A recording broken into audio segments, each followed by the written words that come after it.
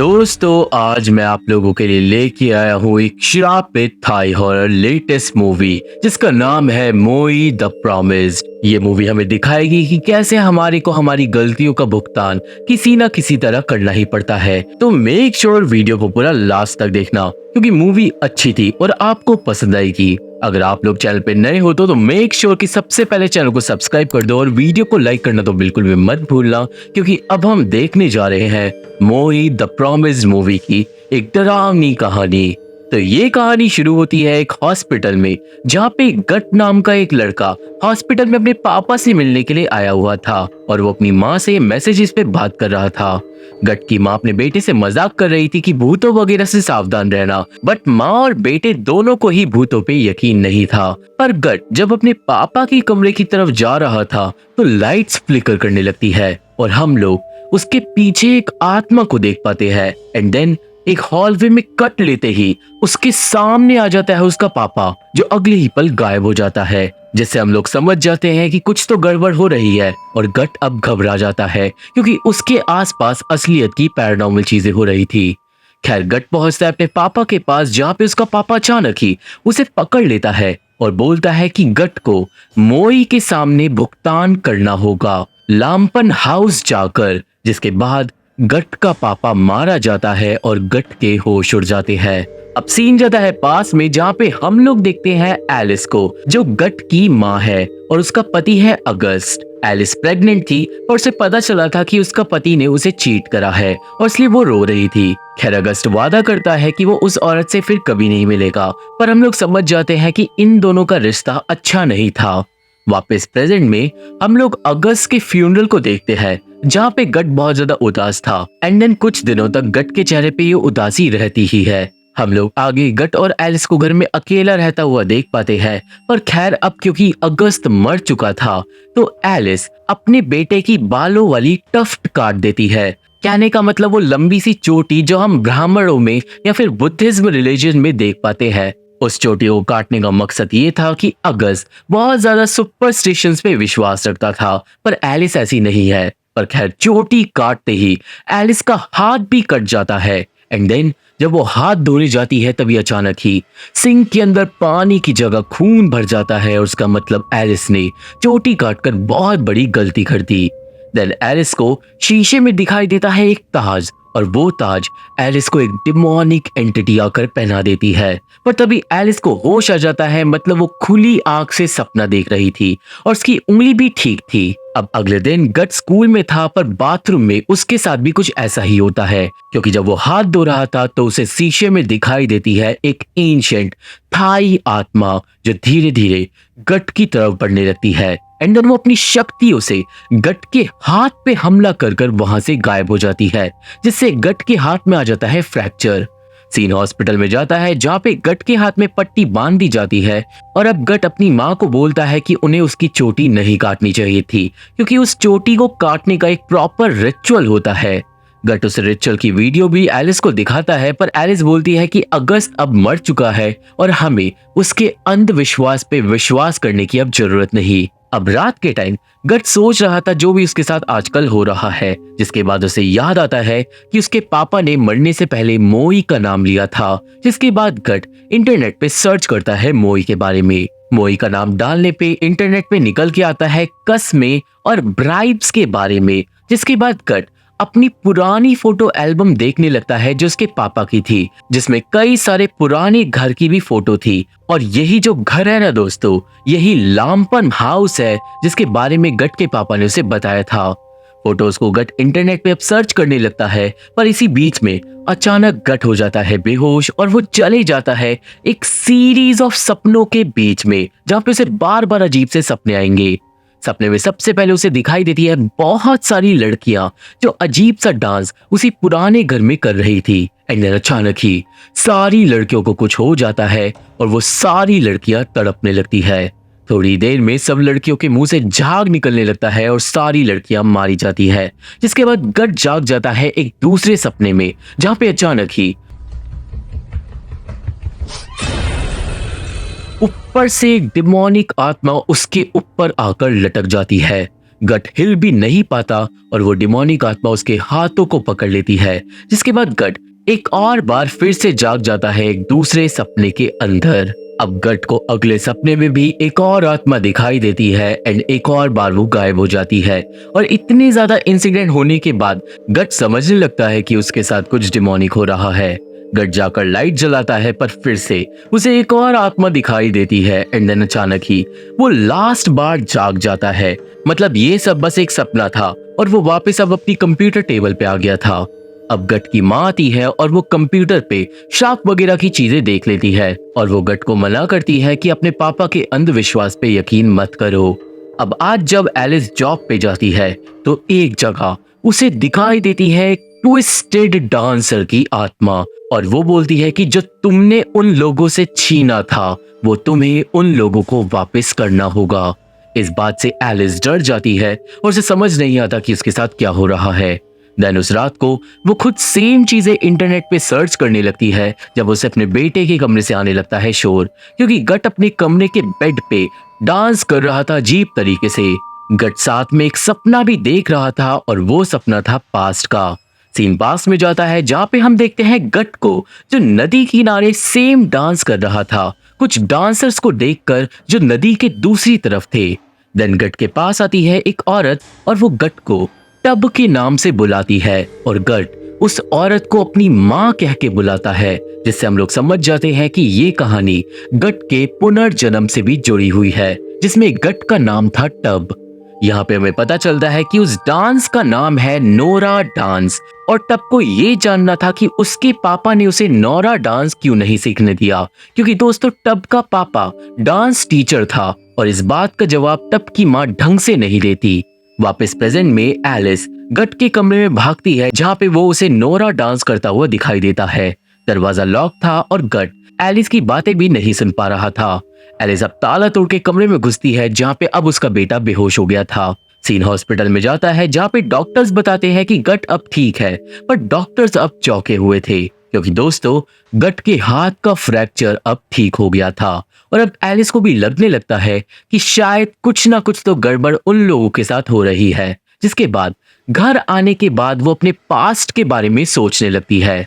Past में scene जाता है और हमें पता चलता है कि एलिस बहुत ज्यादा तंग आ गई थी अपने पति से, क्योंकि उसका पति बहुत ज्यादा सुपरस्टिशंस पे यकीन करता था। असल में दोस्तों बात ये थी कि अगस्त ने गट के जन्म से पहले मोई के पास जाकर नोरा डांसर मास्टर्स को एक प्रॉमिस करा था अपने बेटे को लेकर, और उस प्रॉमिस को निभाने के लिए ही गट को वो चोटी रखनी पड़ती थी। वो गर्लफ्रेंड भी नहीं बना सकता था और उसकी लाइफ बहुत ज्यादा रूल्स एंड रेगुलेशन वाली थी।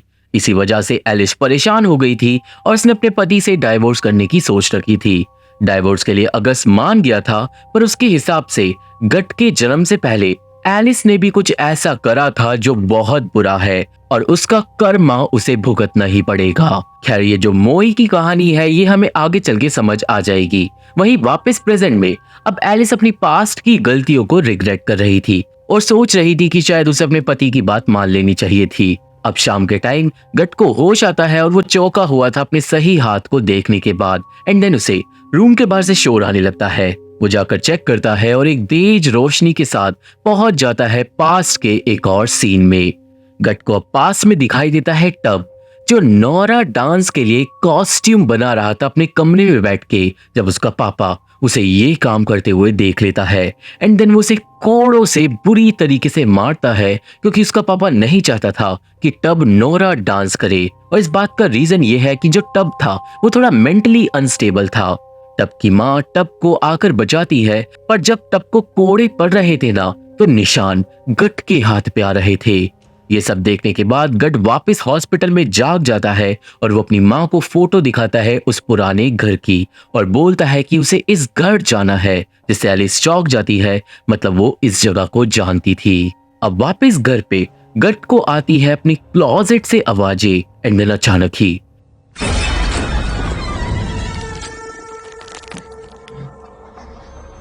क्लोजेट से बाहर निकलती है वो डिमोनिक आत्मा, जो बिल्कुल उल्टी हो जाती है और गट को पूरी तरीके से डरा देती है।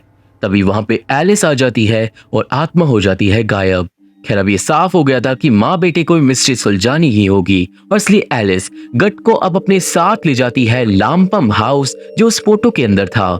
एलिस भी अपने बेटे को बचाना चाह रही थी पर उसने अभी गट को अपने पास के बारे में सब कुछ नहीं बताया था। रास्ते में उन दोनों की गाड़ी से कौवा टकरा कर मर जाता है जो बहुत बुरा बैड लक माना जाता है। खैर पूरा दिन ट्रैवल करने के बाद नेक्स्ट डे की सुबह माँ और बेटे पहुंच जाते हैं लामपम हाउस, बट वहां पहुंच से ही गट की नाक से निकलने लगता है खून। अब वो दोनों जब अपना सामान निकाल रहे थे तभी एक वियर्ड आदमी आकर उन दोनों का वेलकम करता है जिसका नाम है चर्ड। चर्ड गट को बेड पे ले जाकर सुला देता है क्योंकि वो थक गया था। एंड देन एलिस चर्ड को बताती है कि उसके परिवार में कुछ डिमोनिक चीजें हो रही है और शायद वो चीजें इसी जगह से कनेक्टेड है क्योंकि 15 साल पहले वो इस जगह पर अपने पति के साथ आई थी। सीन एक बार पास में जाता है जहाँ पे अगस्त और एलिस लामपन हाउस घूमने के लिए आए थे क्योंकि दोस्तों अगस्त लामपन हाउस के लोगों का एक वारिस था। अगस्त ने 15 साल पहले यहाँ के प्रीस्ट से वादा करा था कि अगर उसे बेटा हुआ तो वो अपने बेटे को नोरा डांस सिखाएगा और उसे सारे रिचुअल वगैरह सिखाकर नोरा डांस का मास्टर बनाकर उसे मंदिर का प्रीस्ट बनाएगा।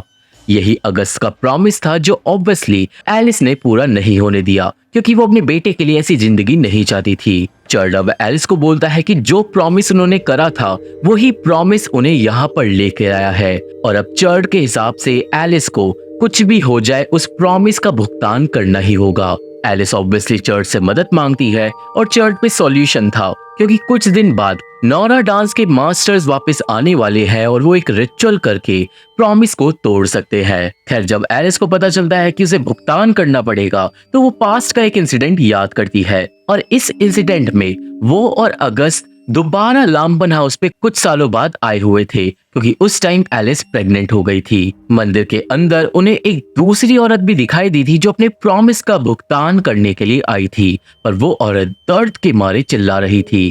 अब प्रेजेंट में गट थोड़ी देर बाद सोकर उठता है और लामपन हाउस में इधर उधर घूमने लगता है।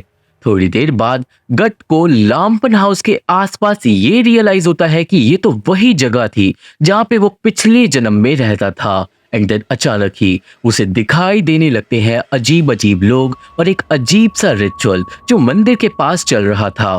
उस रिचुअल के बीच में गट को दिखाई देता है एक लड़का जिसका नाम है टीयू और टीयू को नोरा डांस का मास्टर बनाया जा रहा था। उसी रिचुअल में गट के पिछले जन्म वाले मम्मी पापा भी बैठे हुए थे क्योंकि दोस्तों जो टीयू है वो पिछले जन्म वाले गट का बड़ा भाई था। खैर रिचुअल के बीच में ही टब की मम्मी रिचुअल छोड़कर चले जाती है घर पे क्योंकि टब को उस वक्त घर के अंदर बंद कर रखा था और मम्मी को उसकी चिंता हो रही थी। टब असल में रिचुअल को रुकवाना चाहता था क्योंकि उसे नोरा डांस उसका पापा नहीं करने देता था। हमें अब पता चलता है कि इस दिन टब के पापा ने अपनी सारी नोरा डांस वाली लेगेसी को अपने बड़े बेटे को सौंप दिया था। इतना ही नहीं, टब का पापा अपनी लेगेसी को बहुत सारे लड़कों के बीच में बांट रहा था और वो चाहता तो अपने बेटे को संभाल सकता था, उसकी मेंटली अनस्टेबल हालत को भी वो देख सकता था, पर उसने जानबूझकर ऐसा नहीं किया क्योंकि गांव के रीति रिवाज बहुत ज्यादा स्ट्रिक्ट थे। वही टब की माँ टब को आजाद कर देती है और टब भाग के चले जाता है रिचुअल में रिचुअल बर्बाद करने। एंड टाइम पे टब की माँ उसे रोक लेती है जिसके बाद टब का पापा टब को वापस बंद करवा देता है कमरे में। टब कमरे में चिल्लाने लगता है कि कैसे उसे नोरा डांस से नफरत है, उसे अपने बड़े भाई टीयू से नफरत है और उसे सब चीजों से नफरत है। और यही सेम बातें प्रेजेंट में अब गट भी सपने में चिल्ला रहा था। एलिस अब आती है और गट को संभालती है। चढ़ आकर दोनों माँ बेटों को संभालता है और बोलता है कि चिंता मत करो, कुछ दिन में जब रिचुअल हो जाएगा तो गट फिर से बिल्कुल नॉर्मल हो जाएगा। पर एलिस को अब शक हो रहा था कि रिचुअल गट की मदद कर भी पाएगा या फिर नहीं। थोड़ी देर बाद एलिस लामपन हाउस के मोई से आर्ग्यू करने लगती है कि वो अपने बेटे को प्रोटेक्ट करेगी हर माँ की तरह, पर जल्दी ही उसे साइन मिल जाता है कि वो ऐसा नहीं कर सकती। मतलब जो प्रॉमिस उसके पति ने करा था उसका भुगतान करना ही पड़ेगा। नेक्स्ट डे गट हो जाता है बीमार और एलिस आज उसे बताती है कि उसके जन्म से पहले उसके पापा ने नोरा एंसेस्टर से क्या प्रॉमिस किया था। पर ये बात जानने के बाद भी गट अपने पापा से नाराज नहीं होता। थोड़ी देर बाद चर्ड आकर एलिस से बात करता है और वो उसे बताता है कर्मा के बारे में जो एलिस को भुगतना ही पड़ेगा। यहाँ पे एलिस डर जाती है कर्मा के नाम से, पर वो बोलती है कि तुम बस प्रॉमिस का भुगतान वाला रिचुअल कर दो और मेरे बेटे को बचा लो, और जो मेरा कर्मा है उसे मैं खुद देख लूंगी और मैं उसे अपने बेटे पे असर नहीं डालने दूंगी। मतलब दोस्तों, पास्ट में ऐसा कुछ तो उसने करा था जिसका भुगतान उसे करना पड़ेगा, और ये बात एलिस भी जानती है। सीन वापस पास्ट में जाता है जहाँ पे हम लोग देखते हैं नोरा डांस के कुछ यंगस्टर्स को जो डांस कर रहे थे स्टेज पे, और उनके डांस के बाद ट्यू को स्टेज पर बुलाया जाता है डांस के लिए, पर ट्यू की जगह उसके कपड़े पहनकर स्टेज पे आ जाता है तब अब नोरा डांस करने लगता है और सब लोग उस पे हंसने लगते हैं। सब लोग हंस इसलिए रहे थे क्योंकि तब एक नोरा डांस मास्टर नहीं था और उसे नोरा डांस करना भी नहीं आता था। तब के पापा की बहुत ज्यादा बेइज्जती हो जाती है और तब डांस करते करते रोने भी लगता है। उसका पापा उसे वहां से बाहर निकलवा देता है और टब को एक और बार फिर से कमरे के अंदर बंद कर दिया जाता है। और वहीं दूसरी तरफ गांव के लोग चिल्लाने लगते हैं क्योंकि उन्हें मिलती है ट्यू की लाश नदी में जो डूबकर मारा गया था। और ये हम लोग अच्छे से समझ सकते हैं कि ट्यू जरूर टब ने ही मारा होगा। ट्यू की मौत के ऊपर टब के माँ बाप दोनों ही रोने लगते हैं और एक आदमी आकर बताता है कि उसने टब और ट्यू को साथ में नदी के किनारे देखा था। सब लोग समझ जाते हैं कि टब ने ही ट्यू को मारा होगा एंड देन टब को बांध दिया जाता है। टब को फिर से उसका पापा कोड़ों से बुरी तरीके से मारता है, पर इतना होने के बाद भी टब की माँ उसे बचाती है। टब को देन लॉक कर दिया जाता है फिर से एक कमरे में, और वही प्रेजेंट में गट अपने पिछले जन्म का दर्द फील कर पा रहा था और उसे पास्ट के विजन्स बार बार आ रहे थे। गट खड़ा था लामपन हाउस के स्टोरेज रूम में और वहां पे सारी उसकी मेमोरीज रिस्टोर हो रही थी। एक बार फिर से पास में हम लोग ट्यू को देख पाते हैं जहाँ पे ट्यू अपने भाई टब को नोरा डांस सिखा रहा था अपने पेरेंट्स से छिपकर, पर बच्चे टब का मजाक उड़ा रहे थे। देन थोड़ी देर बाद टब ने ट्यू को नदी के किनारे बुलाया था एंड देन वहां पर उसने अपने भाई को नदी में डुबाकर मार डाला था क्योंकि इसे सब लोगों से नफरत हो गई थी, स्पेशली नोरा डांस और अपने बड़े भाई से। प्रेजेंट में गट को ये सब पता चल जाता है और वो अपने पिछले जन्म के पापा की एक तस्वीर से माफी मांगता है। तभी लाइट चले जाती है और एलिस की आंख उसके कमरे में खुलती है। वो अब जाकर गट के कमरे को चेक करती है, पर गट कमरे में उसे नहीं मिलता। वो गट को ढूंढने के लिए निकल जाती है और गट को ढूंढते ढूंढते वो चली जाती है जंगल की तरफ। थोड़ी देर बाद गट की जगह उसे मिलता है एक आदमी। वो आदमी अचानक ही डिमोनिक बनके एलिस को बुरी तरीके से डरा कर भगा देता है, ये कह के कि उसे मोई भगवान को भुगतान करना ही होगा। डर के मारे एलिस भागती है और पहुंच जाती है एक पेड़ के पास, और उस पेड़ के ऊपर लटकी हुई थी बहुत सारी नोरा डांसर्स की आत्माएं, जिनसे एलिस के होश उड़ जाते हैं और वो भागकर चले जाती है वापस घर। एलिस के पास आता है चर्ड जो बताता है कि उसे गट मिल गया है स्टोरेज रूम में।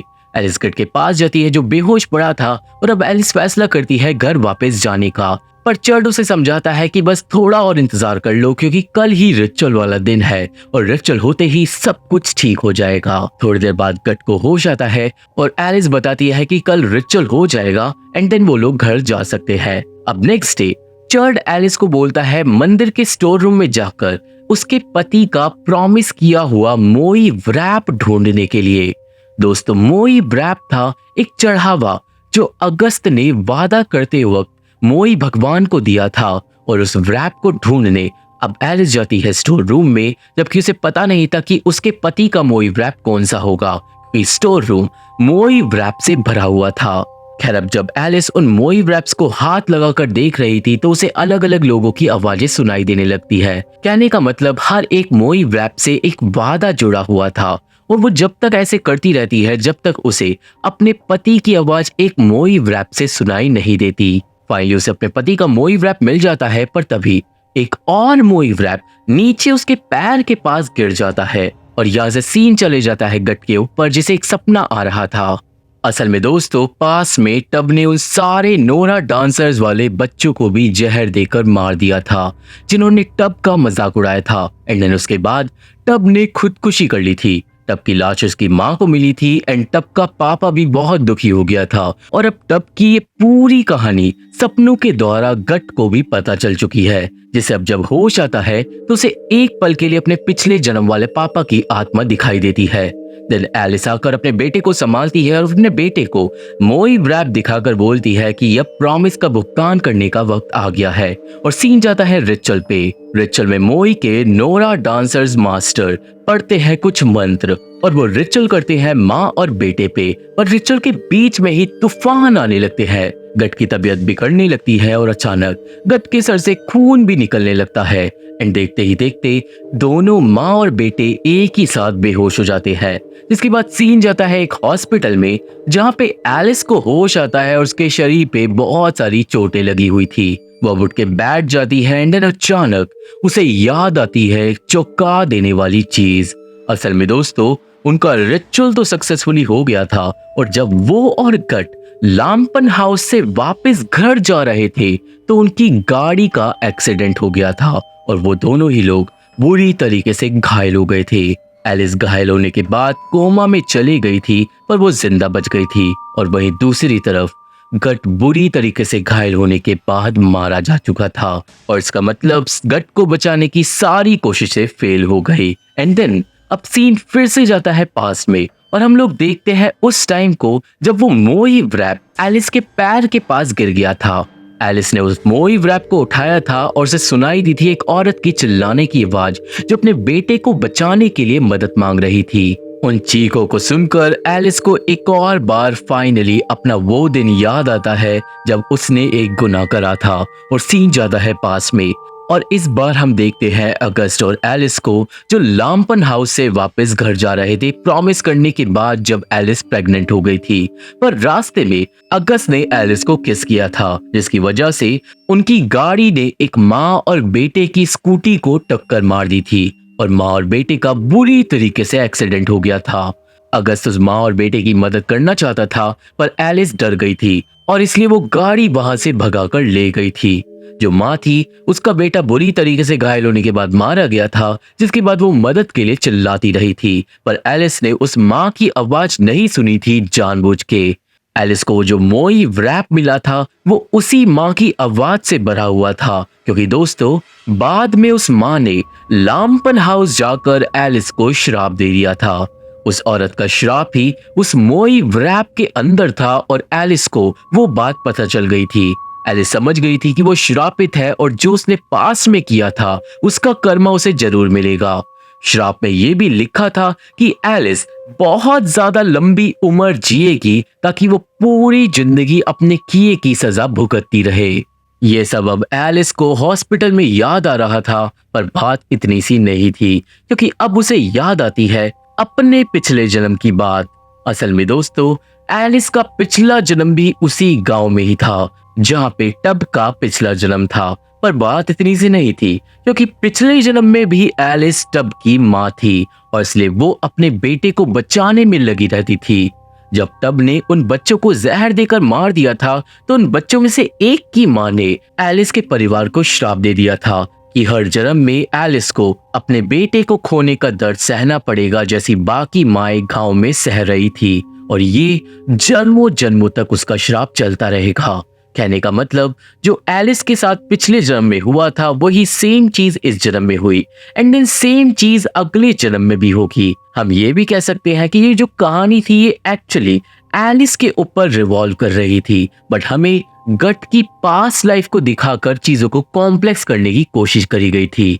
ये सब याद करके अब एलिस जाती है गट की लाश के पास और वो रो रो कर अपने बेटे से माफी मांगती है पर अब सब कुछ हो चुका था और अब उसे सालों सालों तक अपना कर्मा भुगतना पड़ेगा और इसलिए कहते हैं कि हमें बुरे काम नहीं करने चाहिए और मूवी यहीं पे खत्म हो जाती है। खैर आप लोग ये भी सोच रहे होंगे कि उसकी माँ को ये सब क्यों भुगतना पड़ा क्योंकि असल में बच्चों को तो टब ने मारा था।